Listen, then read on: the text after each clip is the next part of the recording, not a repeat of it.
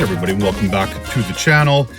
So I got a lot of emails, probably the most of any video I've done so far regarding last week's video where I talked about kind of getting your head straight and how to look at your burn rate and your cash flow when you find yourself in financial trouble as a business owner. I'll put a link to that video up here for those that didn't watch it. But the follow-up questions, aside from some of them being personal coaching, which is what we don't do, the mechanics around it were, where do you get money? And that was kind of the common question that I got from about 25 people. Sources of quick money and or cash flow. Right? Remember, cash flow is the money coming in to kind of keep your head above water and keep the business buoyant as you're building it. So I thought I would share in this video kind of some of the obvious places that you would get that money. So let's kind of just start there. Now, the first place obviously would be savings or any money that you have set aside. This is the come to Jesus moment for most people. Now, assuming that you've used your savings, right? If you have a rainy day or maybe you have 6 months set aside, you have to make a decision. Is your business still viable? And does it make sense to use the money that you put aside to make things happen? I shared with you in the last video that I had run myself into a problem about 17 years ago, partnering with two friends who had a lot of potential, but were not great business partners. And, you know, the lesson I learned from that is always bet on people's ability, not on their potential. That was a very expensive lesson for me to learn, and one that almost bankrupted me, to be honest. Now, what I did to dig myself out, I had already depleted all of my savings, but what I ended up doing is liquidating my RRSP. So that's the Registered Retirement Savings Plan in Canada. In the US, it would be your 401k. So assuming that that's still available, and if you've made the decision that your business is viable, what you would do is you'd liquidate that and use that to fund your business for the short term. But again, you really have to have a come to Jesus moment and decide, do you want to put that money at risk? And does your business have enough viability that you're going to be able to return that to your investment account at some point? So something to think about. The second one would be to sell stuff. I ended up selling assets and, you know, things that I didn't need. I remember, this is aging me again, but I had a Sony mini disc player, and I remember selling that. I think I paid $800 for it, and I think I sold for $400 or something. Like, I know I really got ripped off, but I needed the cash.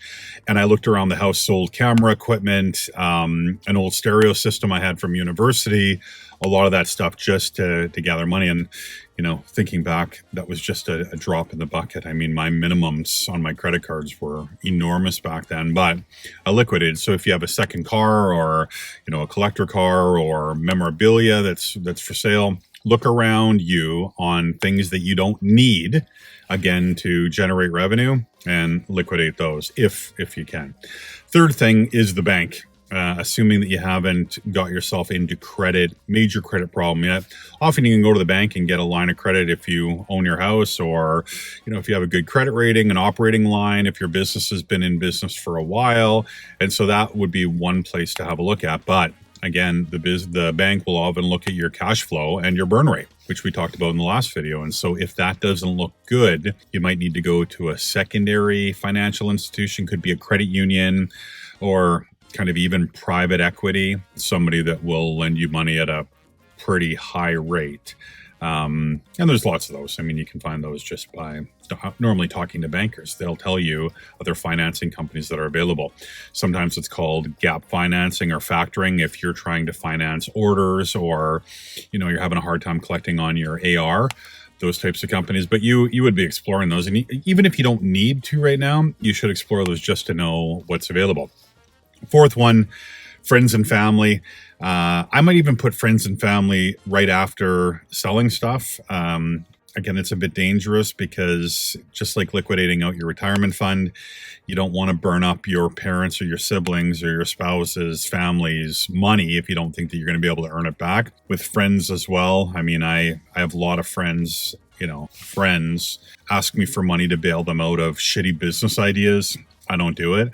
If you're not looking to burn them, but actually think you have a viable business model, you could take a loan from a friend or a family member. But again, those are relationships that will burn if you burn them. So be mindful. And then the fifth is a side hustle, which is normally my preference if you have the time. You don't want it to take away from your daily operations of the business that you're trying to build.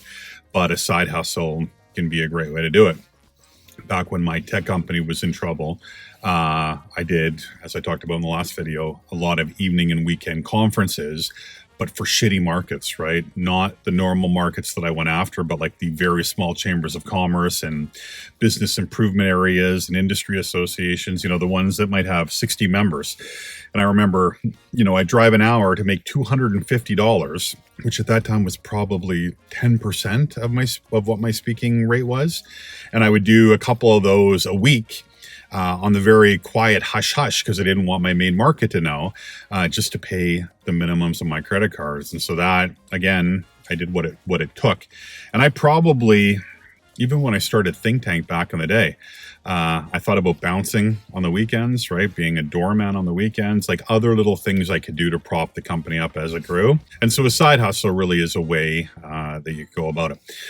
Anyway, I hope that's helpful. Those are 5 kind of obvious ways to get cash. So retirement fund, selling stuff, going to the bank and or other financial lenders, friends and family, although that can be really dangerous to the longevity of your relationships. And then, of course, side hustle. These are all places that you can get money in the short term to keep that head above water and give yourself time to grow. But again, be honest with yourself.